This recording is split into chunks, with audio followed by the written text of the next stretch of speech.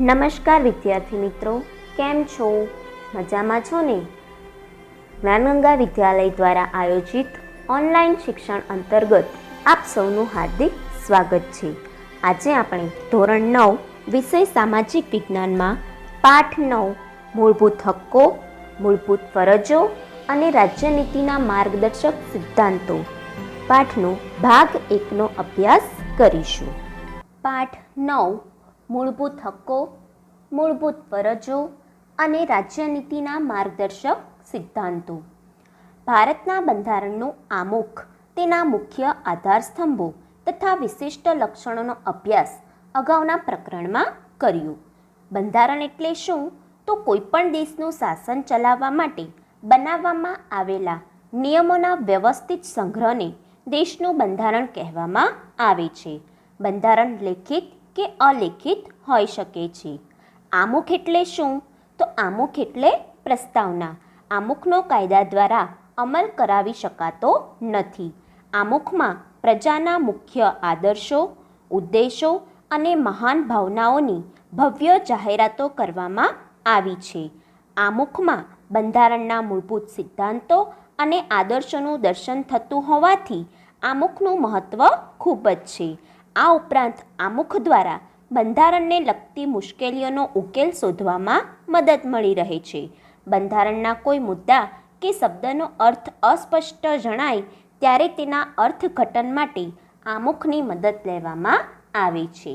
આ પ્રકરણમાં બંધારણના વિશેષ મહત્ત્વના લક્ષણો જેવા કે મૂળભૂત હક્કો, મૂળભૂત ફરજો અને રાજ્યનીતિના માર્ગદર્શક સિદ્ધાંતો વિશે વિગતે માહિતી મેળવીશું.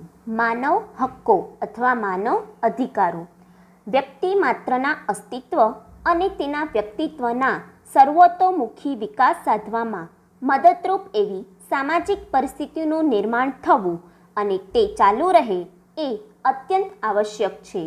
એને સામાન્ય રીતે માનવ હક્કો કહેવાય છે.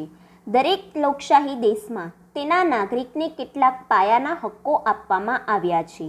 એ બધા હક્કો વ્યક્તિ કોઈપણ જાતના ભેદભાવ વિના ભોગવી શકે એ માટે એ હક્કોના રક્ષણની ખાતરી આપવામાં આવી હોય છે અને સમાજ અને રાષ્ટ્ર દ્વારા તેનો સ્વીકાર કરવામાં આવ્યો હોય છે. વ્યક્તિનો મનુષ્ય તરીકે જન્મ થતાની સાથે જ તે કેટલાક પાયાના હક્કોનો હકદાર બને છે. તેને માનવ હક્કો કહેવામાં આવે છે. તો વિદ્યાર્થી મિત્રો, માનવ અધિકાર કોને કહેવાય? તો માનવ અધિકાર એટલે વ્યક્તિના અસ્તિત્વ માટે અને તેના વ્યક્તિત્વનો સર્વાંગી વિકાસ સાધવામાં મદદરૂપ બની શકે એવી આવશ્યક સામાજિક પરિસ્થિતિઓ. જે અધિકાર માનવીના વિકાસ માટે અનિવાર્ય છે તેને માનવ અધિકાર કહે છે. માનવ હક્કો એ માનવના જન્મસિદ્ધ અધિકારો છે. વ્યક્તિના અસ્તિત્વ અને તેના વ્યક્તિત્વના સર્વતોમુખી વિકાસ માટે જરૂરી સામાજિક પરિસ્થિતિઓને માનવ અધિકારો કહે છે. ભારત એક લોકશાહી દેશ છે. ભારત કેવો દેશ છે? લોકશાહી. લોકશાહી એટલે શું? તો લોકશાહી એટલે લોકોનું, લોકો દ્વારા અને લોકો માટેનું શાસન એટલે લોકશાહી. ભારતે લોકશાહી શાસન પદ્ધતિ અપનાવી છે, જેથી ભારત એક લોકશાહી દેશ છે. દરેક લોકશાહી દેશમાં તેના નાગરિકોને કેટલાક પાયાના હક્કો આપવામાં આવ્યા હોય છે. આમ વ્યક્તિના અસ્તિત્વ અને તેના વ્યક્તિત્વના સર્વતોમુખી વિકાસ માટે જરૂરી સામાજિક પરિસ્થિતિઓને માનવ અધિકારો કહે છે. સંયુક્ત રાષ્ટ્રોની મહાસભાએ 10 ડિસેમ્બર 1948ના રોજ માનવ અધિકારો જાહેર કર્યા હતા. માનવ અધિકારો જાહેર ક્યારે કર્યા હતા? તો 10 ડિસેમ્બર 1948ના રોજ. તેથી 10મી ડિસેમ્બરને માનવ હક દિન તરીકે આપણે ઉજવીએ છીએ. માનવ હક્કોની વૈશ્વિક ઘોષણાને સ્વીકૃતિ આપી ત્યારબાદ માનવ હક્કો પૈકી કેટલાક અત્યંત મહત્ત્વના હક્કોનો આપણે ત્યાં સ્વીકાર કરવામાં આવ્યો અને તેમના રક્ષણની ખાતરી આપવામાં આવી અને બંધારણે તેમને બંધારણમાં ગૌરવભર્યું સ્થાન આપ્યું છે. આમ જે માનવ હક્કોને કાયદાકીય પીઠબળ આપીને બંધારણમાં સમાવ્યા તેને મૂળભૂત હક્કો કહેવામાં આવે છે. આમ 10 ડિસેમ્બર 1948ના રોજ સંયુક્ત રાષ્ટ્ર યુએનની સામાન્ય સભાએ માનવ અધિકારો અંગેનું જાહેરનામું મંજૂર કર્યું હતું. આથી સમગ્ર વિશ્વમાં 10 ડિસેમ્બરના દિવસે માનવ અધિકાર દિન તરીકે ઉજવવામાં આવે છે. મૂળભૂત હક્કો એટલે શું? તો મૂળભૂત હક્કો એટલે નાગરિકના વ્યક્તિત્વના સર્વતોમુખી વિકાસ માટે મળવી જોઈતી અમુક ચોક્કસ અનુકૂળતાઓ, જેને મૂળભૂત હક્કો કહેવામાં આવે છે. આ માનવ હક્કો મનુષ્યનું મનુષ્ય તરીકેનું ગૌરવ જાળવી રાખવાના હેતુથી ઘોષિત કરાયા છે. મનુષ્યનું અસ્તિત્વ ટકાવી રાખવા માટે તેની ન્યૂનતમ જરૂરિયાતો કઈ કઈ જરૂરિયાતો છે? તો રોટી, કપડાં, મકાન, શિક્ષણ અને આરોગ્ય તેને ગૌરવપૂર્વક અને સન્માનજનક સ્થિતિમાં પ્રાપ્ત થઈ શકે. ઉપરાંત તે સર્વતોમુખી વિકાસ સાધી શકે તે જાતનું રાજકીય અને સામાજિક વાતાવરણ મળી રહે એનો રાજ્યએ સ્વીકાર કરીને તેના રક્ષણની બાંહેધરી આપવામાં આવી છે. આવા પાયાના મૂળભૂત માનવ અધિકારો એ લોકશાહી શાસન પ્રથાની પાયાની ઓળખ છે. તો વિદ્યાર્થી મિત્રો, મૂળભૂત હક્કો એટલે નાગરિકના વ્યક્તિત્વના સર્વતોમુખી વિકાસ માટે મળવી જોઈતી અમુક ચોક્કસ અનુકૂળતાઓ, જેને મૂળભૂત હક્કો કહેવામાં આવે છે. મૂળભૂત હક્કો એ દરેક નાગરિકની મહામૂલી પૂંજી અને શક્તિ છે. તેમના દ્વારા નાગરિક સર્વાંગી પ્રગતિ અને વ્યક્તિત્વનો વિકાસ સાધી શકે છે. સરળ, સ્વસ્થ, સમજદારીભર્યું અને સમૃદ્ધ જીવન જીવવા માટે મૂળભૂત હક્કો અનિવાર્ય છે. નાગરિકના મૂળભૂત હક્કોનું રક્ષણ એ બીજી રીતે લોકશાહીનું રક્ષણ છે. જે સરકાર નાગરિકોને પાયાના હક્કો ગણતા મૂળભૂત હક્કો આપે તેને લોકશાહી સરકાર કહી શકાય. આ મૂળભૂત હક્કોમાં લોકશાહીની ભાવના રહેલી હોવાથી તેમનું અસાધારણ મહત્ત્વ છે. મૂળભૂત હક્કો રાષ્ટ્રની સ્થિરતા, વ્યક્તિ સ્વતંત્રતાના રક્ષણ અર્થે તથા સરમુખત્યારશાહી સામેના રક્ષણ માટે મૂળભૂત હક્કો જરૂરી છે. તે નીચે મુજબ છે. પહેલું, સમાનતાનો હક. બીજું, સ્વતંત્રતાનો હક. ત્રીજું, શોષણ સામેનો હક. ચોથું, ધાર્મિક સ્વતંત્રતાનો હક. પાંચમું, સાંસ્કૃતિક અને શૈક્ષણિક હક્કો. અને છઠ્ઠું, બંધારણીય ઇલાજોના હક્કો. તો વિદ્યાર્થી મિત્રો, આપણું બંધારણ 6 મૂળભૂત હક્કોની ખાતરી આપે છે. હક્કોનો બંધારણમાં સમાવેશ અને તેના રક્ષણની ખાતરી એ આપણા બંધારણનું એક મહત્ત્વનું લક્ષણ છે. તો કયા મૂળભૂત હક્કો આપણને મળેલા છે? તો પહેલું, સમાનતાનો હક. બીજું, સ્વાતંત્રતાનો હક. ત્રીજું, શોષણ સામે રક્ષણનો હક. ચોથું, ધાર્મિક સ્વતંત્રતાનો હક. પાંચમું, સાંસ્કૃતિક અને શૈક્ષણિક હક્કો. અને છઠ્ઠું, બંધારણીય ઇલાજોના હક્કો. મૂળભૂત હક્કોના અમલ અંગે બંધારણમાં વિવિધ જોગવાઈઓ કરવામાં આવી છે. મૂળભૂત હક્કોના ભંગ બદલ અદાલતમાં ફરિયાદ કરી રક્ષણ મેળવી શકાય છે. તો વિદ્યાર્થી મિત્રો, ભારતના બંધારણે આપણને વિવિધ હક્કો આપ્યા છે. જેમાં પહેલો હક છે સમાનતાનો હક. કાયદા સમક્ષ સમાનતા અને કાયદાનું સમાન રક્ષણ આ બે ખ્યાલોનો સમાવેશ કરવામાં આવ્યો છે. કાયદા સમક્ષ સમાનતા એટલે કોઈપણ વ્યક્તિ કે વર્ગની તરફેણમાં વિશેષાધિકારનો અભાવ. એક સરખી પરિસ્થિતિમાં મુકાયેલ વ્યક્તિઓને એક સરખો કાયદો લાગુ પડશે. આ હક મુજબ વ્યક્તિઓ વચ્ચે જ્ઞાતિ, જાતિ, લિંગ, જન્મસ્થાન, આવક કે શિક્ષણના કારણોસર ભેદભાવ રાખવામાં આવશે નહીં. તેમની સાથે કાયદાનો વ્યવહાર એક સરખો રહેશે. વડાપ્રધાનથી માંડીને પટાવાળા સુધીના કક્ષાવાળી દરેક વ્યક્તિએ પોતે કાયદા વિરુદ્ધનું કૃત્ય કરેલ હોય તો તે બદલ સામાન્ય નાગરિકની જેમ સમાન ધોરણે તે જવાબદાર રહેશે અને સામાન્ય અદાલતના ચુકાદાને આધીન રહેશે. જો કે રાષ્ટ્રપ્રમુખ કે રાજ્યપાલ વગેરેને કેટલાક વિશેષ અધિકારો અપાયા છે. તો વિદ્યાર્થી મિત્રો, સમાનતાના હકમાં પહેલું છે કાયદાની સમાનતા.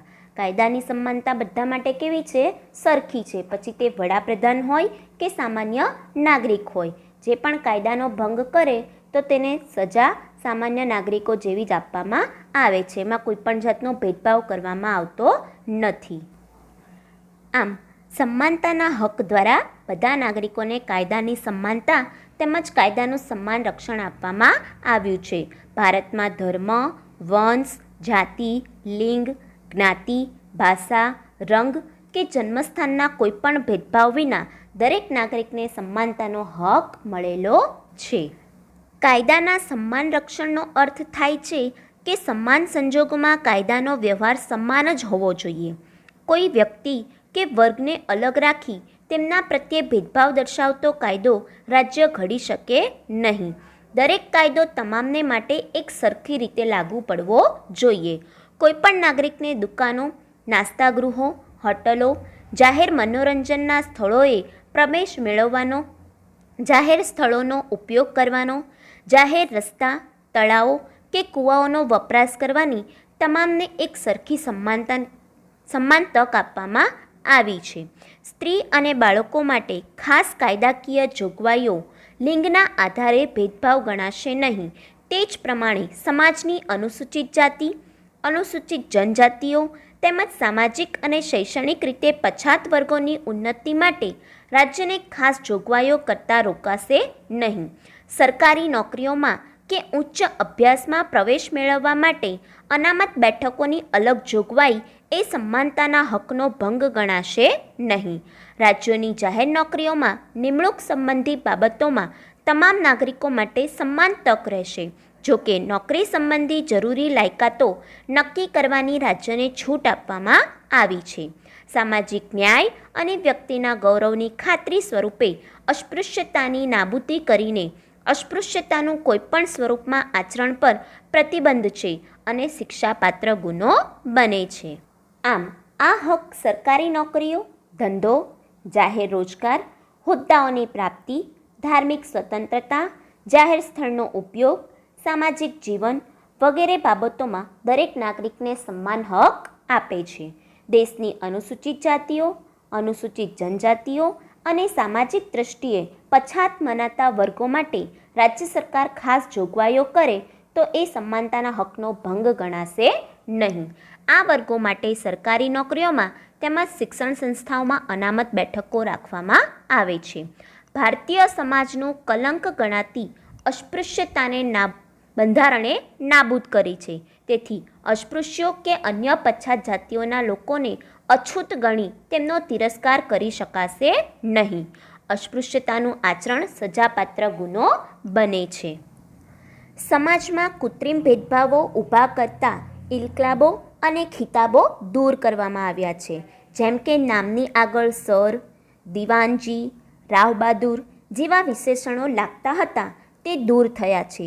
સ્વતંત્રતા પછી જુદા જુદા ક્ષેત્રોમાં તેમના વિશિષ્ટ પ્રદાનને અને સિદ્ધિઓને ધરાવતી વ્યક્તિઓને બિરદાવવા માટે સરકાર દ્વારા ભારત રત્ન, પદ્મભૂષણ, પદ્મવિભૂષણ, પદ્મશ્રી જેવા વિશેષતાદર્શક એવોર્ડ આપવામાં આવે છે.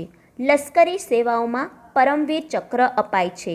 લશ્કરી સેવાઓમાં નામની આગળ general, major, chief marshal, field marshal જેવા વિશેષણો લાગે છે. તે સમાનતાના હકનો ભંગ ગણવામાં આવતો નથી. આમ આ હક થકી સમાનતાવાળા સમાજની સ્થાપનાનો ઉદ્દેશ છે અને ભારતમાં કાયદાનું શાસન છે તે સ્થાપિત થાય છે. અલગ પ્રકારના સમૂહો કે વર્ગો માટે તેમની અલગ વિશિષ્ટ સેવાઓના સંદર્ભમાં અલગ પ્રકારની કાયદાકીય જોગવાઈઓ હોઈ શકે છે. દાખલા તરીકે વકીલો, ડૉક્ટરો, શિક્ષકો, વીમા કંપનીઓ, સ્ત્રીઓ, સગીરો માટે અલગ અલગ કાયદાઓ છે. સમાન કામ માટે સમાન વેતનનો સિદ્ધાંત પણ આ અનુચ્છેદોનો જ ભાગ છે. તો વિદ્યાર્થી મિત્રો, સમાજમાં કૃત્રિમ ભેદભાવો ઊભા કરે તેવા ખિતાબો દૂર કરવામાં આવ્યા છે. જેમ કે અમુકના નામની આગળ સર લગાવવામાં આવે, દિવાનજી લગાવવામાં આવે, રાય બહાદુર વગેરે જેવા વિશેષણો લગાવવામાં આવતા હતા તે દૂર કરી દીધા છે. અને દરેક વ્યક્તિને પોતાની સિદ્ધિ પ્રમાણે ભારત સરકાર દ્વારા ભારત રત્ન, પદ્મભૂષણ, પદ્મવિભૂષણ, પદ્મશ્રી વગેરે જેવા વિશિષ્ટ એવોર્ડો આપવામાં આવે છે. એવી જ રીતે લશ્કરી સેવાઓમાં પરમવીર ચક્ર વગેરે જેવા એવોર્ડો આપવામાં આવે છે. તેમજ અમુક પ્રકારના સમૂહો કે વર્ગો માટે અલગ વિશિષ્ટ સેવા સંદર્ભે અલગ પ્રકારની કાયદાકીય જોગવાઈ હોઈ શકે છે. દાખલા તરીકે વકીલો માટે, ડૉક્ટરો, શિક્ષકો, વીમા કંપનીઓ, સ્ત્રીઓ, સગીરો વગેરે માટે અલગ અલગ કાયદાઓ છે. આમ સમાન કામ માટે સમાન વેતનનો સિદ્ધાંત પણ અનુચ્છેદોમાં છે. તો સમાનતાના હકમાં કઈ કઈ સમાનતાનો સમાવેશ કરવામાં આવ્યો છે? તો પહેલું કાયદા સમક્ષ સમાનતા, બીજું કાયદાનું સમાન રક્ષણ, ત્રીજું દુકાનો, નાસ્તાગૃહો, હોટલો, જાહેર મનોરંજનના સ્થળો તેમજ જાહેર સ્થળો તથા જાહેર રસ્તા, તળાવો કે કૂવાઓના ઉપયોગની સમાનતા, ચોથું જાહેર નોકરીઓમાં સમાનતા, પાંચમું અસ્પૃશ્યતા પર પ્રતિબંધ અને છઠ્ઠું ઇરકલાબો કે ખિતાબો ઉપર પ્રતિબંધ વગેરે બાબતોનો સમાવેશ સમાનતાના હકમાં કરવામાં આવ્યો છે. બીજો હક સ્વતંત્રતાનો હક. બંધારણ દ્વારા ભારતીય નાગરિકોને 6 પ્રકારની સ્વતંત્રતાઓ બક્ષવામાં આવી છે, જે નીચે પ્રમાણે છે.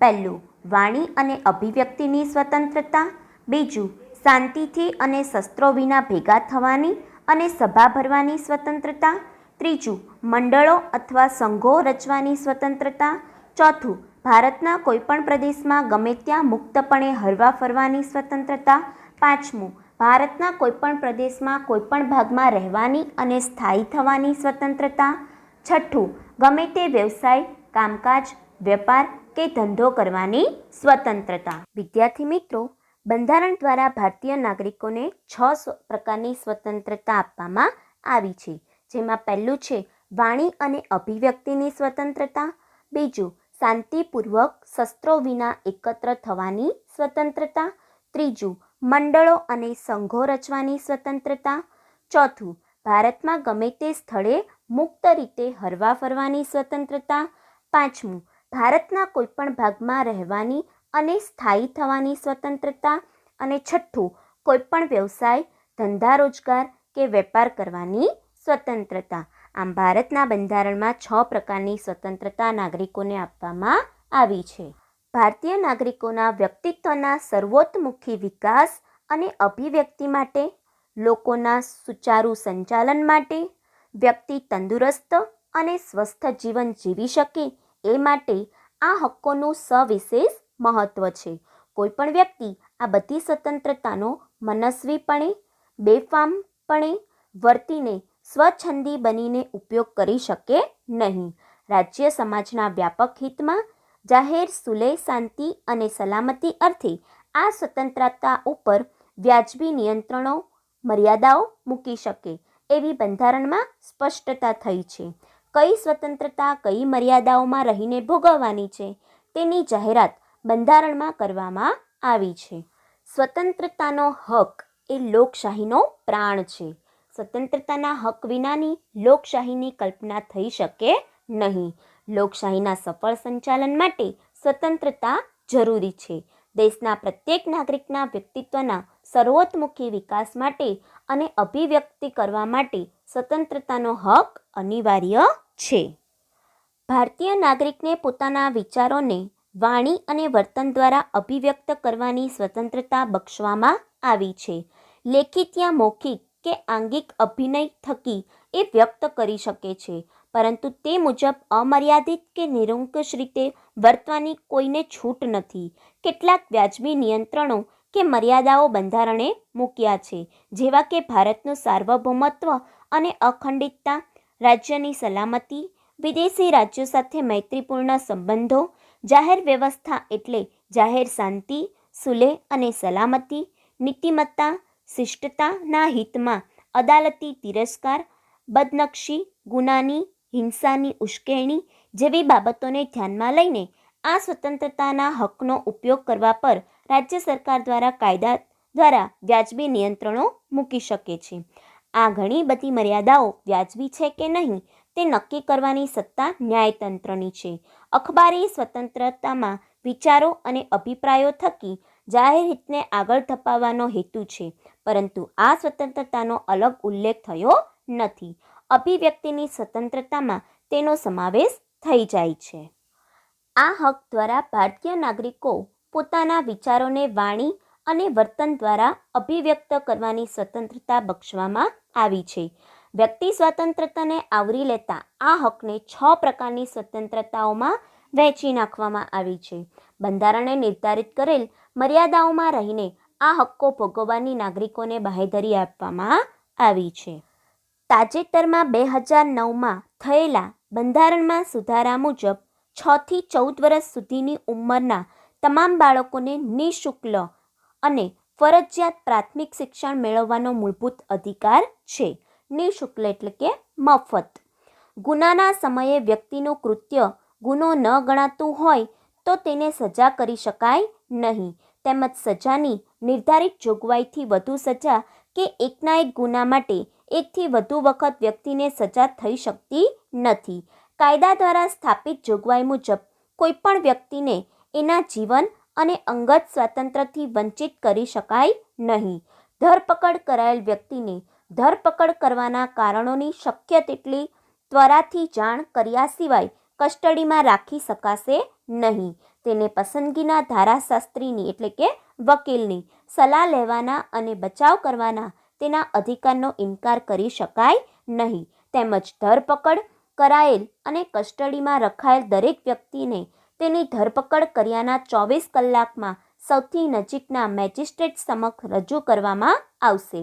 મેજિસ્ટ્રેટની પરવાનગી વિના કોઈપણ વ્યક્તિને કસ્ટડીમાં રાખી શકાશે નહીં. પ્રતિબંધક અટકાયતી ધારા હેઠળ જે વ્યક્તિની ધરપકડ કરાયેલ હોય તેવી વ્યક્તિને ઉપરયુક્ત બાબતો લાગુ પડશે નહીં. નિવારક અટકાયત એટલે કે પ્રતિબંધિત અટકાયત. રાજ્યને એમ લાગે કે કોઈ વ્યક્તિ તરફથી કોઈ ગુનાહિત કૃત્ય કે પ્રવૃત્તિ થવાની સંભાવના છે તો સાવચેતીના પગલાં તરીકે તેને નિવારક અટકાયત ધારા હેઠળ ધરપકડ કરી શકાય. આ ધારાનો હેતુ અટકાયતને તેણે કૃત્ય કર્યા બદલ તેને શિક્ષા કરવાનો નથી, પરંતુ રાજ્ય, સમાજ કે કોઈ વ્યક્તિ વિરુદ્ધ ગુનાહિત કૃત્ય કરતો તેને અટકાવવાનો છે. આ કાયદા હેઠળ અટકાયતીને 3 માસ કરતાં વધુ સમય માટે અટકાયતમાં રાખવાની સત્તા મળતી નથી. વડી અદાલતોના ન્યાયાધીશો કે સલાહકાર બોર્ડના અભિપ્રાયના આધારે અટકાયત હુકમ રદ કરી શકાય છે. કેટલો સમય અટકાયત ચાલુ રાખવી એ નિર્ણય રાજ્ય સરકાર કરી શકે છે. તો રાજ્ય સરકારને ખાતરી થાય કે એક વ્યક્તિ કોઈ ગુનાહિત કૃત્ય કે પ્રવૃત્તિ કરવાની છે તો સાવચેતીના પગલાં તરીકે તેની નિવારક અટકાયત ધારા હેઠળ તેની ધરપકડ કરી શકાય છે.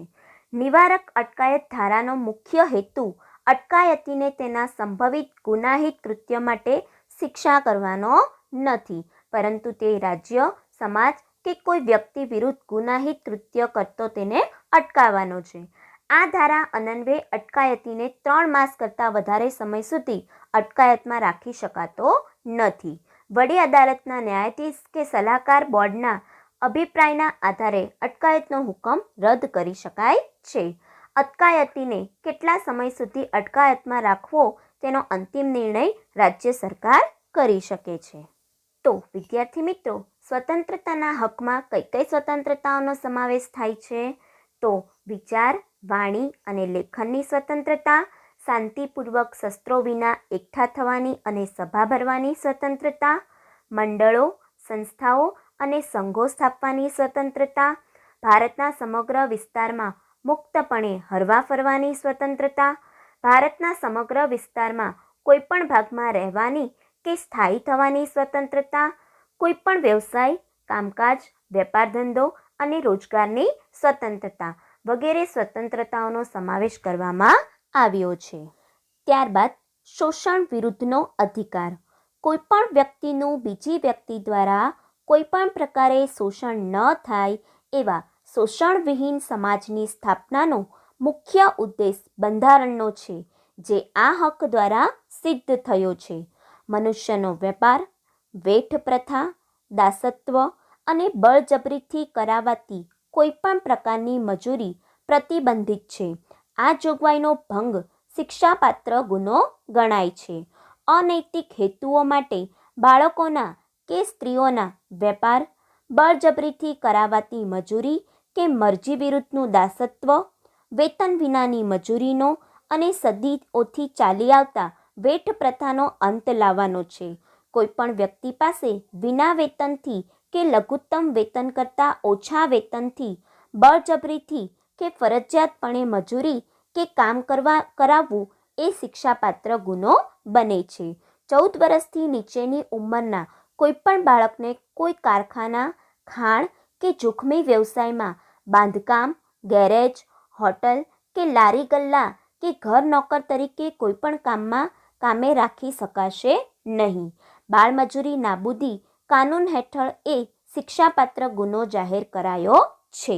જો કે રાજ્યને જાહેર હેતુઓ માટે લશ્કરી સેવાઓ કે રાષ્ટ્રીય ફરજો, સમાજ સેવાના કોઈ ક્ષેત્રમાં ધર્મ, જાતિ, લિંગ, જ્ઞાતિ કે વર્ગના ભેદભાવ રાખ્યા વિના ફરજિયાતપણે વ્યક્તિ પાસે સેવા લેવાનો અધિકાર છે.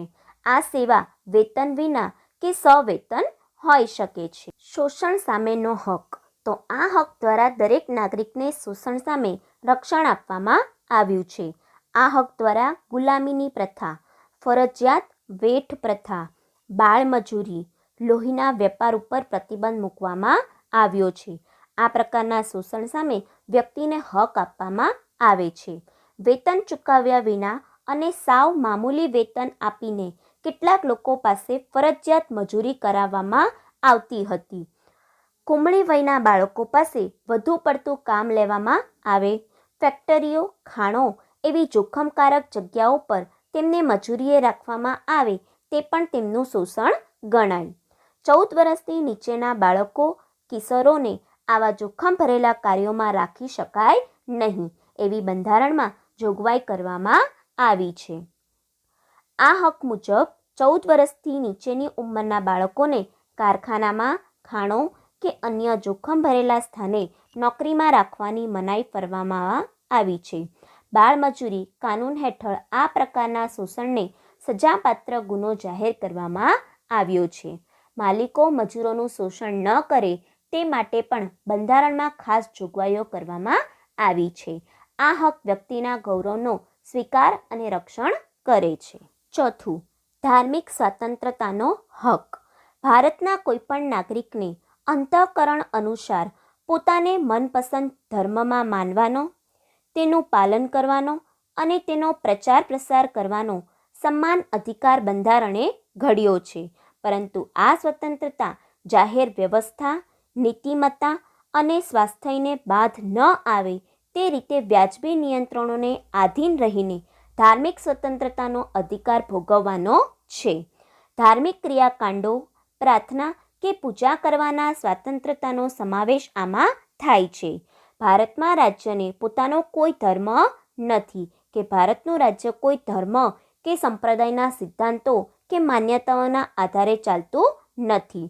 રાજ્ય કોઈપણ સમુદાયની ધાર્મિક બાબતોમાં અને ધાર્મિક માન્યતાઓમાં દખલગીરી કરી શકશે નહીં. ધાર્મિક અને સખાવતી હેતુઓ માટે સંસ્થાઓ સ્થાપવાનો અને તેનું સંચાલન અને વહીવટ કરવાની સ્વતંત્રતા પણ ધાર્મિક સમૂહોને આપવામાં આવી છે. કોઈપણ રાજ્ય જાહેર કરવેરા દ્વારા ઊભા કરાયેલા જાહેર ફંડનો ઉપયોગ કોઈ ખાસ ધર્મ કે સંપ્રદાયના લાભ કે અભિવૃદ્ધિ માટે કરી શકાય નહીં. સરકારી ગ્રાન્ટમાંથી ચલાવાતી કોઈપણ શૈક્ષણિક સંસ્થામાં ધાર્મિક શિક્ષણ આપી શકાશે નહીં. ધાર્મિક શિક્ષણમાં ભાગ લેવાની કે ધાર્મિક ઉપાસનામાં હાજર રહેવાની ફરજ પાડી શકાશે નહીં. તો વિદ્યાર્થી મિત્રો, ભારત એ બિન સાંપ્રદાયિક દેશ છે. ભારત કેવો દેશ છે? તો ભારત બિન સાંપ્રદાયિક દેશ છે. ભારતને પોતાનો કોઈ ધર્મ નથી. ભારતનું રાજ્ય કોઈ ધર્મ કે સંપ્રદાયના સિદ્ધાંતો કે માન્યતાના આધારે ચાલતું નથી. ભારત ધાર્મિક બાબતો અને માન્યતાઓમાં તટસ્થ છે. બધા ધર્મોને સમાન ગણવામાં આવ્યા છે. ભારતના બંધારણે બધા નાગરિકોને ધાર્મિક સ્વતંત્રતાનો હક આપ્યો છે. આ હક દરેક નાગરિકને જાહેર વ્યવસ્થા, નૈતિકતા અને સ્વાસ્થ્યની વિરુદ્ધ ન હોય એવો કોઈપણ મનપસંદ ધર્મ પાળવાનો તથા માનવાનો અને તેના પ્રચાર અને પ્રસાર કરવાનો સ્વતંત્રતા આપવામાં આવી છે. આ હક મુજબ દરેક નાગરિકને પોતાના ધર્મના ક્રિયાકાંડો, પ્રાર્થના, પૂજા અને વિધિઓ કરવાની અને એ વિધિઓમાં ભાગ લેવાની સ્વતંત્રતા છે. આ હકે નાગરિકને ધર્મ પરિવર્તન કરવાની પણ સ્વતંત્રતા આપી છે. આ ઉપરાંત આ હક અન્વયે નાગરિક પોતાના ધર્મના પ્રચાર માટે સંસ્થાઓ સ્થાપી શકે છે, મુક્તપણે તેનું સંચાલન કરી શકે છે, તેમજ એ ધાર્મિક સંસ્થાઓ મિલકત ધરાવી શકે છે. 5. સાંસ્કૃતિક અને શૈક્ષણિક હક્કો. ભારતમાં વિવિધ ધર્મો, વિવિધ ભાષાઓ અને સંસ્કૃતિઓ ધરાવતા લોકો રહે છે. ભારતના પ્રદેશોમાં રહેતા લોકોને પોતાની આગવી ભાષા, લિપિ, સંસ્કૃતિની ઓળખ અને તેના આધારે રચાયેલા વર્ગ સમૂહોને જાળવી રાખવાનો અધિકાર છે. કોઈપણ શૈક્ષણિક સંસ્થાઓ કે જે રાજ્યની ગ્રાન્ટ પર નિર્ભર હોય તેમાં ધર્મ, જાતિ, જ્ઞાતિ કે ભાષા કે તેવા કોઈ એક કારણસર કોઈ નાગરિકને પ્રવેશ આપવાનો ઇનકાર કરી શકાશે નહીં. જો કોઈ ઉમેદવાર ચૂંટણીમાં ધર્મ કે જાતિ કે ભાષાના ધોરણે પોતાને મત આપવાની અપીલ કરે તો તે લોકપ્રતિનિધિત્વ ધારાની કલમ 123 હેઠળ ગેરરીતિ ગણાય છે. કોઈપણ રાજ્ય કોઈ કાયદો ઘડીને નાગરિકો કે તેના કોઈ વિભાગ પર કોઈ સંસ્કૃતિ કે કોઈ ભાષાના પાયા પર રચાયેલી તમામ લઘુમતીઓને તેમની પસંદગીની શૈક્ષણિક સંસ્થાઓની સ્થાપના અને વહીવટ કરવાનો અધિકાર આપશે. રાજ્ય પણ કોઈ ધર્મ કે ભાષા પર રચાયેલી લઘુમતી સંસ્થાઓને રાજ્ય નિધિમાંથી અપાતી શૈક્ષણિક સહાય કે શૈક્ષણિક શિષ્યવૃત્તિઓ જેવા લાભોમાં માત્ર એક કારણોસર ભેદભાવ કરાશે નહીં. આવી લઘુમતી સંસ્થાઓની મિલકતનું ફરજિયાત સંપાદન કે પોતાના હસ્તક લેવા ઈચ્છે તો રાજ્ય જરૂરી વળતર આપીને જ કરી શકે છે. આમ શૈક્ષણિક સંસ્થાઓના સંદર્ભે મહત્વપૂર્ણ જોગવાઈઓ બંધારણમાં કરવામાં આવી છે. આમ સાંસ્કૃતિક અને શૈક્ષણિક હક્કો સાંસ્કૃતિક, ધાર્મિક અને ભાષાકીય લઘુમતીઓ માટે અતિ મહત્વના છે. આ હક્કોથી ભારતના કોઈપણ નાગરિકને પોતાના ભાષા, બોલી, લિપિ, સંસ્કૃતિ, પ્રણાલિકાઓ, આદર્શો, મૂલ્યો વગેરે ધરાવવાની, જાળવી રાખવાની અને તેમનો વિકાસ કરવાની સ્વતંત્રતા મળી છે. રાજ્ય દ્વારા સંચાલિત કે રાજ્યની ગ્રાન્ટો પર નિર્ભર હોય એવી કોઈપણ શિક્ષણ સંસ્થાઓમાં કોઈપણ નાગરિકને ભાષા, ધર્મ કે સંસ્કૃતિના કારણે પ્રવેશ આપવાનો ઇનકાર થઈ શકતો નથી.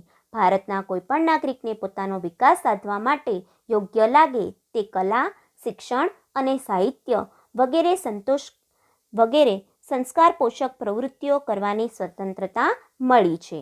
લઘુમતી કોમો ભાષાકીય અને ધાર્મિક દ્રષ્ટિએ પોતાની શિક્ષણ સંસ્થાઓ સ્થાપી શકે છે. રાજ્ય કોઈપણ પ્રકારના ભેદભાવ વિના તેમને નાણાકીય સહાય આપવા બંધાયેલું છે. રાજ્ય સરકાર લઘુમતી સંસ્થાઓની મિલકતોનું સંપાદન જરૂરી વળતર આપીને જ કરી શકે છે. શૈક્ષણિક સંસ્થાઓના સંદર્ભે મહત્વપૂર્ણ જોગવાઈઓ બંધારણમાં કરવામાં આવી છે. દેશના સાંસ્કૃતિક વારસાની જાળવણી એ રાજ્યની ફરજ બને છે. 6. બંધારણીય ઇલાજોનો હક. ગમે તેટલા સારા કાયદાઓ ઘડવામાં આવે, મૂળભૂત હક્કોની જોગવાઈઓ કરવામાં આવે, પરંતુ જો તેનો અમલ યોગ્ય રીતે ન થાય તો આવી સ્વતંત્રતાનો કે અધિકારોનો કોઈ અર્થ સરતો નથી. તેથી આ હક્કોના અમલ માટે બંધારણમાં જોગવાઈ કરવામાં આવી છે, જે અનુસાર મૂળભૂત હક્કોના ભંગ બદલ સીધા જ સર્વોચ્ચ અદાલતમાં કે વડી અદાલતમાં જઈને દાદ માંગવાના અધિકારને પણ મૂળભૂત હક તરીકે સ્વીકારવામાં આવ્યો છે. સર્વોચ્ચ અદાલત મૂળભૂત હક્કોના રક્ષણની અગત્યની ભૂમિકા ભજાવે છે. આ અંગે અદાલત જરૂરી લાગે તે પ્રકારના યોગ્ય આદેશો, સૂચનાઓ કે આજ્ઞાપત્રો, હુકમો કાઢવાની વિશાળ સત્તા તેને બંધારણમાં બક્ષવામાં આવી છે, જે અંગે કોઈ વાંધો લઈ શકાતું નથી. મૂળભૂત અધિકારોનો ભંગ થયાની કોઈ રાજ્યની ફરિયાદ કરવામાં આવે તો તેનો યોગ્ય ઉપાય કરવાનું સર્વોચ્ચ અદાલત માટે જરૂરી છે. તો વિદ્યાર્થી મિત્રો, ભારતના બંધારણે દરેક નાગરિકને મૂળભૂત હક્કોના અમલની ખાતરી આપતો બંધારણીય ઇલાજનો હક આપ્યો છે. કોઈપણ મૂળભૂત હક્કોનું પાલન ન થતું હોય કે તેનો ભંગ થતો હોય તો કોઈપણ નાગરિક એ હકના રક્ષણ માટે વડી અદાલત એટલે કે હાઈકોર્ટ કે સર્વોચ્ચ અદાલત પાસે ન્યાય માંગી શકે છે. આ માટે અદાલતને હાજર હુકમ, કર્તવ્ય હુકમ, મનાઈ હુકમ વગેરે હુકમો, આદેશો બહાર પાડવાની બંધારણીય સત્તા આપવામાં આવી છે. અદાલતો પાસે આવેલી મૂળભૂત હકના ભંગ બદલની ફરિયાદ બરાબર સાંભળીને નાગરિકને ન્યાય આપવો એ અદાલતની ફરજ બને છે. આમ આ હક કોઈપણ નાગરિકને મૂળભૂત હક્કોના ભંગ બદલ અદાલતોમાં જવાનો અને એ હક્કોનું રક્ષણ મેળવવાનો અધિકાર આપે છે. ડૉક્ટર બાબા સાહેબ આંબેડકરે આ હકને બંધારણના આત્મસન્માન કહ્યો છે. સંસદ કાયદા દ્વારા આવા હુકમો બહાર પાડવાની સત્તા અન્ય કોઈ અદાલતને સુપરત કરી શકે છે. મૂળભૂત અધિકારોનો ભંગ થતો હોય કે તે સાથે અસંગત હોય તેવો કાયદો ઘડતા રાજ્ય વિધાનસભાને સર્વોચ્ચ અદાલત અટકાવી શકે છે. આમ આ હક કોઈપણ નાગરિકને મૂળભૂત હક્કોના ભંગ બદલ અદાલતોમાં જવાનો હક અને એ હક્કોનું રક્ષણ મેળવવાનો હક છે. તો ડૉક્ટર બાબા સાહેબ આંબેડકરના મત મુજબ બંધારણીય ઇલાજો સંબંધી જોગવાઈ સમગ્ર બંધારણના આત્મસન્માન છે. અલબત્ત જ્યારે દેશમાં કટોકટીની પરિસ્થિતિ જાહેર કરવામાં આવી હોય ત્યારે અન્ય મૂળભૂત હક્કોની જેમ આ હક્કોનો અમલ પણ મોકૂફમાં રાખી શકાય છે. આમ બંધારણમાં બક્ષવામાં આવેલા મૂળભૂત હક્કો ભારતીય નાગરિકો માટે ઉપલબ્ધ કરાયા છે. આ હક્કો સરકારો સામે આપવામાં આવ્યા છે. મૂળભૂત હક્કો બધા સમય માટે બધા નાગરિકો માટે ઉપલબ્ધ છે, પરંતુ કટોકટીના સંજોગોમાં અમુક મૂળભૂત હક્કો સ્થગિત કરી શકાય છે. કોઈપણ નાગરિકના મૂળભૂત હક્કો છીનવાઈ જાય તેવા કોઈપણ કાયદાઓ રાજ્યો ઘડી શકતું નથી. આમ જ્યારે દેશમાં કટોકટીની પરિસ્થિતિ જાહેર કરવામાં આવી હોય છે ત્યારે અન્ય મૂળભૂત હક્કોની જેમ આ હક્કોનો અમલ પણ મોકૂફમાં રાખી શકાય છે. આમ મૂળભૂત હક્કો એટલે નાગરિકના વ્યક્તિત્વના સર્વાંગી વિકાસ માટે પ્રાપ્ત થતી અમુક ચોક્કસ અનુકૂળતાઓ. મૂળભૂત હક્કો એ દરેક નાગરિકની અમૂલ્ય પૂંજી અને શક્તિ છે. આપણા બંધારણમાં નાગરિકોને 6 મૂળભૂત હક્કો આપવામાં આવ્યા છે. સમાનતાનો હક, સ્વતંત્રતાનો હક, શોષણ સામે રક્ષણનો હક, ધાર્મિક સ્વતંત્રતાનો હક, સાંસ્કૃતિક અને શૈક્ષણિક હક્કો અને બંધારણીય ઇલાજના હક્કો. સમાનતાના હક એ લોકશાહીના પાયાનો સિદ્ધાંત છે. તેથી ભારતમાં વંશ, જાતિ, લિંગ, જ્ઞાતિ, ભાષા કે જન્મસ્થાનના કોઈપણ ભેદભાવ વિના દરેક નાગરિકને સમાન હક મળે છે.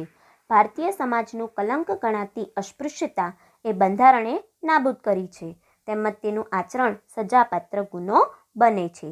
સ્વતંત્રતાનો હક. ભારતના બંધારણમાં દરેક નાગરિકને નીચે પ્રમાણે સ્વતંત્રતા અપાયેલી છે. વિચાર, વાણી અને લેખનની સ્વતંત્રતા, ભારતના સમગ્ર વિસ્તારમાં કોઈપણ ભાગમાં સ્થાયી થવાની સ્વતંત્રતા, કોઈપણ વ્યવસાય, ધંધો કે વેપાર કરવાની તેમજ રોજગાર મેળવવાની સ્વતંત્રતા. ત્રીજું, શોષણ વિરોધી હક. તો આ હક દ્વારા કોઈપણ ક્ષેત્રમાં થતા શોષણ જેવા કે ગુલામી પ્રથા, ફરજિયાત વેઠ પ્રથા, બાળમજૂરી વગેરે પર પ્રતિબંધ મૂકવામાં આવ્યો છે. ચોથું છે ધાર્મિક સ્વતંત્રતા. આ હક દ્વારા દરેક નાગરિકને પોતાનો ધર્મ પાળવાની સ્વતંત્રતા તેમજ બધા ધર્મો દેશ માટે સરખા હોવાથી કોઈપણ ધર્મ પ્રત્યે ભેદભાવ રાખવામાં આવતો નથી. પાંચમું છે સાંસ્કૃતિક અને શૈક્ષણિક હક. લઘુમતી કોમો ભાષાકીય અને ધાર્મિક દ્રષ્ટિએ પોતાની શિક્ષણ સંસ્થાઓ સ્થાપી શકે છે તેમજ કોઈપણ ભેદભાવ વગર નાણાકીય સહાય પણ મેળવી શકે છે. ભારતના કોઈપણ નાગરિકને પોતાની ભાષા કે સંસ્કૃતિમાં રક્ષણ કરવાની સ્વતંત્રતા આપવામાં આવી છે. છઠ્ઠું છે બંધારણીય ઇલાજોનો હક. કોઈપણ મૂળભૂત હકનું પાલન ન થતું હોય કે તેનું ઉલ્લંઘન થતું હોય તો કોઈપણ નાગરિક એ હકના રક્ષણ માટે સર્વોચ્ચ અદાલત કે વડી અદાલત પાસે ન્યાય માંગી શકે છે. ડૉક્ટર બાબા સાહેબ આંબેડકરના મત મુજબ બંધારણીય ઇલાજનો હક એ બંધારણનો આત્મસન્માન છે. આમ મૂળભૂત હક્કોની ભૂમિકા કાનૂની છે. તેમને અદાલતનું રક્ષણ મળે છે. તેમનો અમલ કરવા રાજ્ય બંધાયેલ છે. તે કટોકટીના સમયમાં મોકૂફ રાખી શકાય છે કે તેમના ઉપર નિયંત્રણ પણ મૂકી શકાય છે. તેમનું સ્વરૂપ નકારાત્મક છે. તે રાજ્યની સત્તા પર અમુક બંધનો મૂકે છે અને અમુક કાર્યો નહીં કરવાનું ફરમાવે છે. મૂળભૂત હક્કોનો સમગ્ર ઝોક નાગરિકોના વ્યક્તિત્વના વિકાસ પર છે. તે રાજ્ય અને નાગરિકોના સંબંધોની ચર્ચા કરે છે. તો વિદ્યાર્થી મિત્રો, આજના માટે આટલો પાઠ. ફરી પાછા મળીશું આ પાઠના નવા ટોપિક સાથે. Stay home, stay safe. Thank you.